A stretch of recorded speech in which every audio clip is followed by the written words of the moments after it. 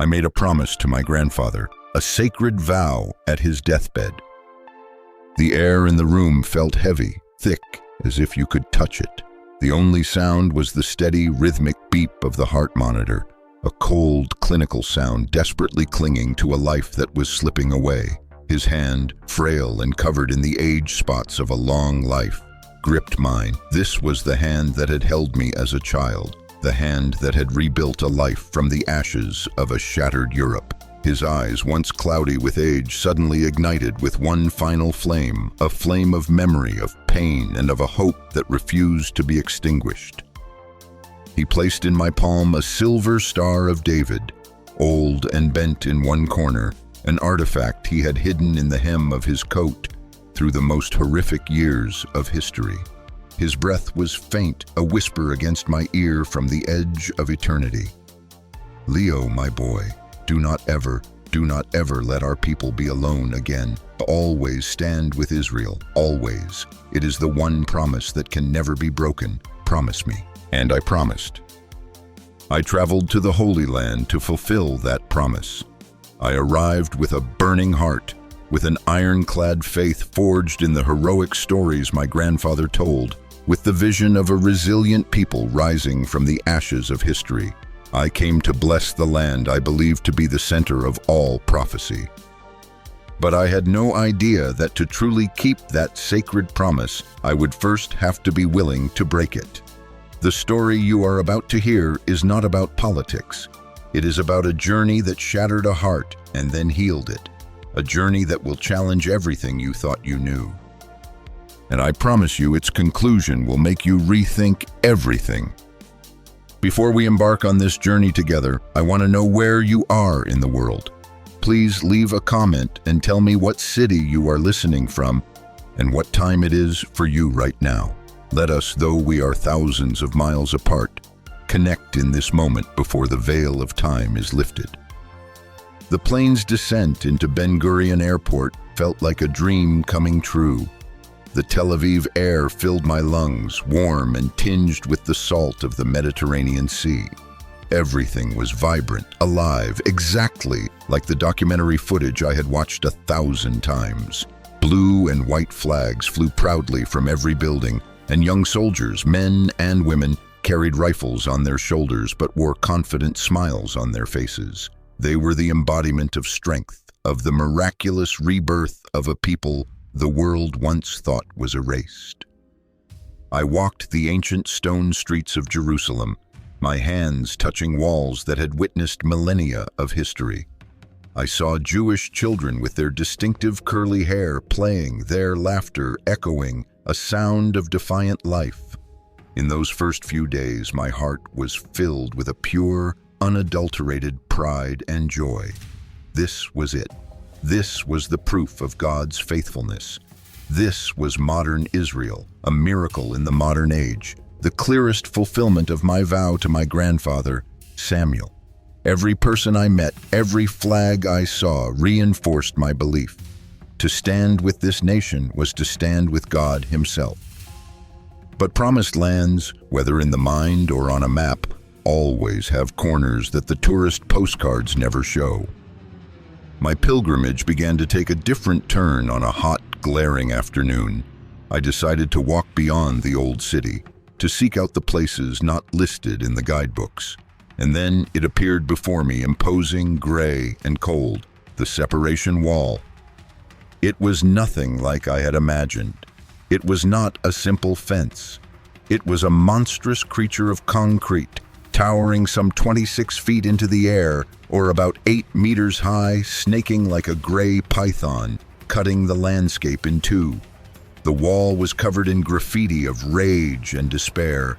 Above it, silent watchtowers stood guard, cold and impersonal. The feeling it gave off was in total contrast to the vibrant, joyful life I had felt before. It was a concrete scar on a land called holy. I stood frozen at a checkpoint. The line of people moved slowly, tensely. I saw young soldiers, the same faces I had seen smiling just days before, now hardened and vigilant. Their eyes scanned the waiting Palestinians, fathers, mothers, laborers trying to get home after a day's work. I saw the exhaustion, the resignation, and a simmering ember of anger in their eyes. An image seared itself into my mind. An old man holding a basket of olives, waiting patiently. He said nothing, just stared ahead. In that moment, for the very first time, a sharp, uncomfortable question pierced my mind. A question I had never dared to ask myself before. This promised land, for whom was it promised? And at what cost was it built? The first crack had appeared in the fortress of my faith. It was small, but it was deep enough for the shadow of doubt to begin creeping in. Haunted by what I had seen, I wandered aimlessly through the narrow alleys of the old city, trying to escape the image of the wall. The alleyways of Jerusalem have a strange magic. They can lead you into different worlds with a single turn. And it was in being lost that I found something more important than my way. I turned down a narrow, quieter path and heard the steady sound of a chisel on wood. Curious, I followed the sound and found myself before a small carpentry workshop with no sign, nothing to suggest it was for tourists. Inside, an old man with white hair and calloused hands was carefully carving a cross from a piece of olive wood. The rich, fragrant scent of the wood filled the small alley. Seeing me hesitate at his door, he looked up, his eyes clear and kind. "Hello, son," he said in English, his voice deep and warm. "Are you lost?" I stammered a reply, and somehow we began to talk. His name was Elias. He was a Palestinian Christian, and his family had lived in Jerusalem for generations, long before the modern concepts of nations and borders. I asked him many things, at first about his craft, about history, but soon the turmoil inside me became impossible to hide. I told him about my promise, about my belief in modern Israel as a sacred protection. I asked him, as a Christian living here, how he could reconcile his faith with this complicated political reality. Elias did not answer right away. He set down his tools, dusted the sawdust from his hands, and looked directly at me. He did not talk about politics or occupation or pain. He pointed to his chest, right over his heart. "My boy," he said, his voice gentle but full of weight. "You search for Israel on a map, in flags, in laws, but you are looking in the wrong place. The kingdom of God is not on this map. It is here." He tapped his chest lightly. "The real Israel, biblical Israel, is not a fortress built with concrete and protected by guns. It is a family built not by blood but by faith, a family whose door is open to all, Jew and Gentile alike." Elias's words were not a dagger that stabbed my belief. They were like cool water gently seeping into the cracks that had already formed, slowly widening them. A family, not a fortress. That phrase echoed in my mind. It was so simple, yet it had the power to overturn the entire worldview I had spent a lifetime building. I left Elias's workshop that day in a state of chaos even greater than when I had arrived. For the first time, I was not just doubting what I saw, I was beginning to doubt what I believed.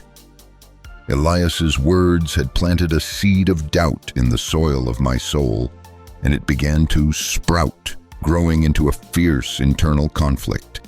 That night, sleep was impossible. I paced back and forth in my small Jerusalem hostel room, feeling as if the very walls were closing in on me. A war was raging in my head. On one side stood the image of my beloved grandfather, Samuel. I could see his face again, etched with the deep lines of suffering. I could hear his stories of the concentration camps, of loss, of the feeling of being abandoned by the entire world. For him and for his entire generation, the birth of the State of Israel was not a complex theological concept. It was a tangible lifeboat. It was a defiant declaration of never again. My loyalty to him, to his legacy, was a sacred burden. To betray that belief felt like I was desecrating the very suffering he had endured. On the other side of the battlefield was the kind face of Elias the carpenter, the image of the gray separation wall, the eyes of the man holding the basket of olives. This was not theory. It was the reality my eyes had seen, my ears had heard. The truth I was confronting did not have the face of a faceless enemy. It had a human face. This struggle was no longer just about modern Israel versus biblical Israel. It had become a deeper, more personal conflict. Loyalty to the past versus responsibility to the truth of the present. Could I honor my grandfather's memory while also acknowledging the complexity and even the injustice I was witnessing? Or was I forced to choose one? Guilt and confusion tore me apart. I felt like a traitor no matter which way I turned. It was in the midst of that torturous night that I did something I should have done from the very beginning. Instead of seeking answers from others, I decided to seek them from the source myself. I took out the Bible my grandfather had given me, the book I had read so many times but perhaps had never truly understood. This time I did not read to find verses that would confirm my existing beliefs. I read with a broken heart and a mind desperate for answers. I read like a drowning man grasping for a life raft. I turned the familiar pages of the Old Testament, but now the words carried a different weight. I read about the covenant God made with the people of Israel. Yes, there were promises of land and blessing, but they were always accompanied by a condition: obedience, justice, mercy. Learn to do right, seek justice, defend the oppressed, take up the cause of the fatherless, plead the case of the widow. Isaiah 1:17. This was not a blank check. It was a two-way agreement. I read about the history of betrayal by the chosen people themselves. They had worshipped idols of stone and wood. They had turned their backs on the poor and the weak. And then I read the anguished cries of the prophets. Jeremiah weeping for a ruined Jerusalem. Amos condemning the wealthy who trample on the heads of the poor. Hosea speaking of a God who loved an unfaithful people like a husband loves a wayward wife. The prophets did not just rebuke. Through their voices, a new idea began to form, a prophecy of the future, the idea of a remnant, a small, faithful group left in the midst of a nation that had lost its way, and most importantly, the prophecy of a new covenant. I will put my law in their minds and write it on their hearts. Jeremiah 31:33. A covenant no longer carved in stone, but written by the Spirit on the human heart itself. The more I read, the more I realized the story was far more complex than the "I will bless those who bless you" slogan on a bumper sticker. The history of biblical Israel was a tragic epic of love, betrayal, judgment, and the promise of a redemption that was deeper and more spiritual than it was political. And then I turned to the New Testament. That is when my world truly turned upside down. I read about the coming of Christ. He did not come as a political king to liberate the nation from Roman rule. He came as the embodiment of faithful Israel itself. He endured 40 days in the wilderness, as Israel had for 40 years. He chose 12 disciples representing the 12 tribes. He was the fulfillment of the law and the prophecy. And then I read a sentence I had skimmed over before, but now it struck me like a bolt of lightning. In Matthew chapter 21, after telling the parable of the wicked tenants, Jesus turns to the Jewish religious leaders and speaks a verdict. Therefore, I tell you that the kingdom of God will be taken away from you and given to a people who will produce its fruit. Matthew 21:43. I had to read it again and again. Given to a people who will produce its fruit. Not returned to your descendants, not restored to your nation, but given to a different people. A people defined not by who they were, but by what they did. Produce fruit. It did not stop there. I felt an invisible force pulling me to the letters of the Apostle Paul. I felt like an archaeologist who had just discovered a secret chamber in a familiar pyramid, and inside that chamber, I found the forgotten key. Galatians 3:29, if you belong to Christ, then you are Abraham's seed and heirs according to the promise. I was stunned.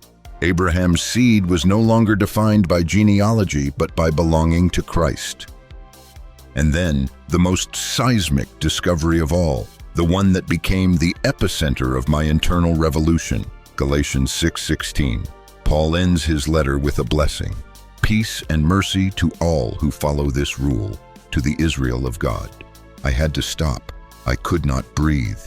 The Israel of God? What was that?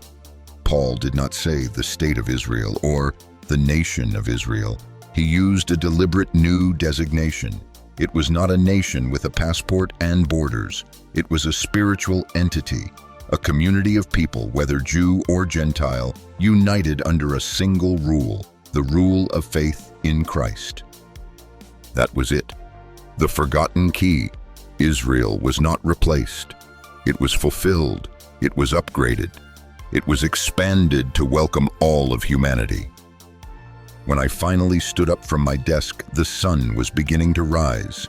The chaos inside me had vanished, replaced by a truth so bright it was painful, but also profoundly liberating.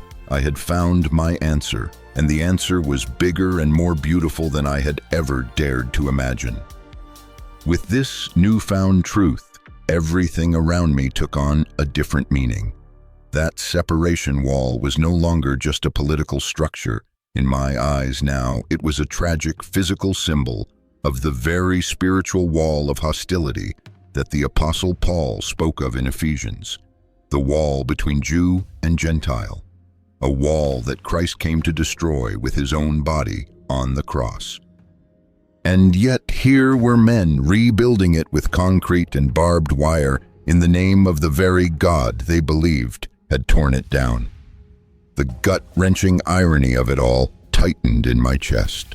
I realized the real enemy was never the Palestinian or the Jew.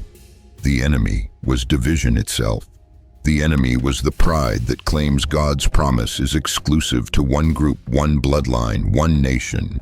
The enemy was the blindness that causes the children of the same Father to see each other as strangers, simply because they were born on different sides of a wall. And then another insight flashed in my mind, a revelation that completely changed how I saw my promise to my grandfather. This was the final turn, the piece that completed the puzzle. I suddenly understood. What my grandfather Samuel truly longed for, in the depths of his soul, after all the loss, the exile, the horror, was not a nation-state with an army, politics, and endless conflict. What he craved, what every human soul craves, is a home that cannot be taken away, a place of absolute, secure belonging, a family that cannot be torn apart. For him and his generation, the modern Israel state was the closest physical expression of that hope. It was an attempt to build that home on earth with bricks and laws. I respected that. I understood that. But I could also see that this home was still fragile. It was still surrounded by walls, still existed in fear and conflict. It was not yet the final answer. And now I had seen that final answer, the Israel of God that Paul spoke of. That was the true home my grandfather had been searching for all along. It is a global family gathered from every tribe, nation, and tongue. A family bound together not by human laws, but by God's grace. A family protected not by tanks and fighter jets, but by the very promise of Christ. A home that no tyrant can destroy, no Holocaust can erase, because its foundation is not on this earth, but in eternity. At this realization, tears began to stream down my face. But these were no longer tears of confusion or guilt. These were tears of liberation. I was not betraying my grandfather. On the contrary, I felt I had just discovered how to honor the deepest, most sacred longing of his heart in the most complete way. The promise was still there, but its address had changed. Or rather, I had finally found its true address. I knew what I had to do next. I had to go back and find Elias. I returned to the small alley where Elias had his carpentry workshop. This time, I did not come with debating questions, not seeking a confrontation over theology or politics. I came with an emptied heart and a soul ready to listen. Elias was sitting on his porch, sipping a cup of mint tea. When he saw me, he smiled as if he had been expecting me. He pointed to the empty chair opposite him, a wordless invitation. I sat down. The silence between us was peaceful, punctuated only by the buzzing of a few bees and the distant clatter from the market. I looked into the old Palestinian carpenter's wise, ancient eyes. I could have told him about my discovery, about the Bible verses that had changed me, but I knew that was not what mattered most now. After a long moment of silence, I took a deep breath, my voice trembling slightly with emotion, and said, "Sir, would you please tell me about your family?" It was a moment of surrender. The moment I gave up trying to defend an ideology, gave up the pride of being the one who knew the answer, and simply sought human connection. In asking that question, I was no longer an American, no longer a man of Jewish heritage, no longer a tourist. I was just a person searching for a home. And before me sat a father, a grandfather, a member of the very family I had just discovered. My pride had completely crumbled, replaced by a profound humility. By asking that question, I had unconsciously declared my choice. I had chosen the Israel of God. I had chosen family over a fortress. Elias did not answer right away. He studied me for a long moment, a look of deep, compassionate understanding in his eyes. Then he stood, went inside, and returned with another steaming cup of fragrant mint tea for me. "Drink," he said. "Tea helps calm the heart." We sat there sipping our tea together in silence. The steam rose from our cups, carrying the scent of mint, a fragrance of simplicity and hospitality. In that moment, Leo, the young American of Jewish descent who carried the weight of history and a solemn vow, and Elias, the Palestinian Christian carpenter who had lived his entire life in a land of conflict, were no longer two individuals from opposite sides of a wall. We were two members of the same family, two living stones in the same home, two children of the same father brought together by a common Savior. No more lectures were needed, no more debates were necessary. All the truth, all the healing, all the peace was contained in that quiet moment, in the sharing of a cup of tea. I felt a profound sense of peace that I had never experienced in my life. It was not the peace that comes from finding the right answer, but the peace that comes from finding where you belong. I knew that by sitting here next to this brother, I was honoring my grandfather Samuel's deepest longing for a safe home, for an unbreakable belonging. I was fulfilling my promise in a way 1,000 times deeper and truer than by simply siding with a political entity.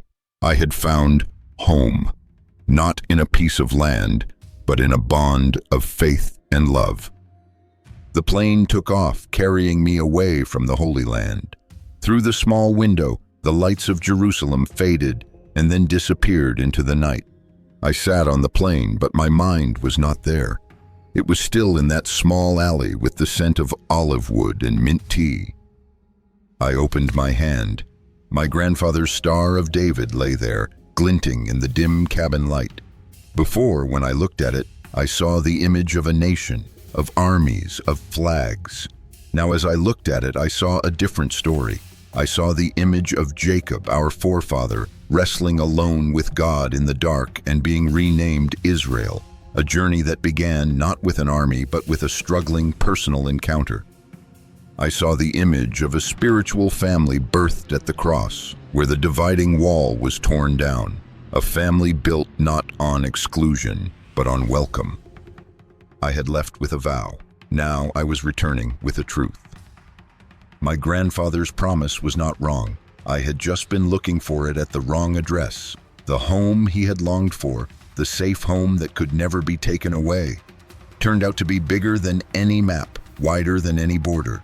It is an invisible kingdom spanning the globe, present wherever 2 or 3 are gathered in the name of Christ. And perhaps that is the greatest miracle of all. So the next time you hear someone say, "Stand with Israel," our channel invites you to pause for a moment.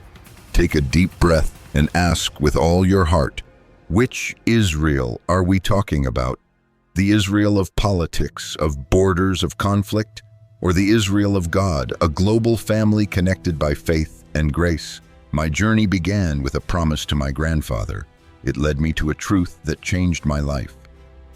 What about your journey? Is there a home in your faith that you feel you need to find again? Is there a promise that you need to understand in a deeper way? Share your story, your thoughts in the comments below. This is not a place for debate, but a place to seek together. If this story resonated with you, if it sparked in you a desire to look deeper into the forgotten truths of the Bible, please subscribe to the channel, because our journey has only just begun. Together we will continue to turn every page, not to seek comfort, but to seek truth.